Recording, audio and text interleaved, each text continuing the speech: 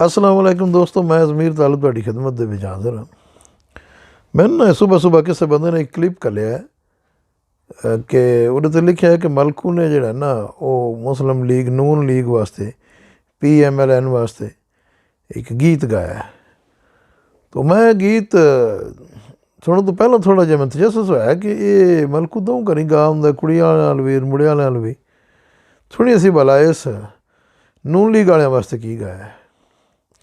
तो जब मैं गाना सुनिया ना तो वो तुसीं भी सुन लो। तो उस तो बाद वेखदे हैं बई वो मलकू ने गाया है तो की गाया है। अगली गल मुड़ करदे हैं। फ्राडी लंदन तू आ गया है, जद भी आया है अवाम नू बेवकूफ ही बनाया है।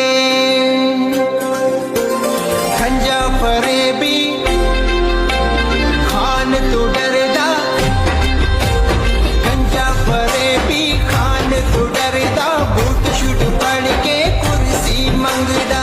एक बारी खानो छड़ के ते वेखो, फिर वेखो गंजा किवें नसदा।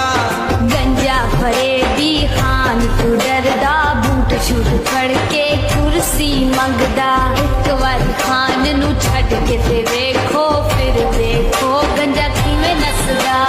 गंजा फरेबी एक बार पता भी लग गया होना कि मलकू की अपनी आवाज़ है किसी होर की आवाज़ है। जिस किसी भी डब किया है उस मलकू की मंजी ठुकान का चंगा बंदोबस्त किया है।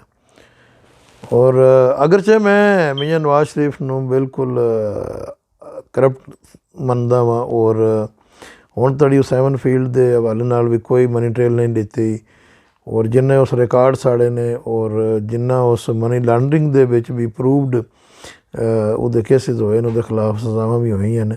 मैं सारा कुछ मनण दे बावजूद भी मैं सारे दोस्तां नूं PTI दे खास तौर दोस्तां नूं एक गुजारिश करदा कि इस किस्म का ट्रेंड ना चलाओ, इस किस्म के गीत जिहड़े ना ये ना बनाओ।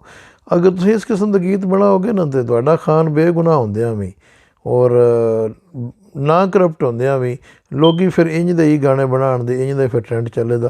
तो जाहिर है कि ये फिर सारे एक दूजे के खिलाफ बनाण दे गल भी तकलीफ दे होवे दी। सच्चाई नूं तो बाहर च वेख्या जाएगा ना, ये कोई शक नहीं। बिल्कुल ये खिलाफ तुसीं जिहड़ा ना विलाग बनाओ, गुफ्तगू करो और मदलल गुफ्तगू करो, सबूतां दे नाल गल करो कि इत्थे इत्थे इन्हां ने करप्शन कीती है। लेकिन गीतां दा ट्रेंड जिहड़ा ना ये ना ही बनाओ तो चंगा है। तुहाडी मेहरबानी।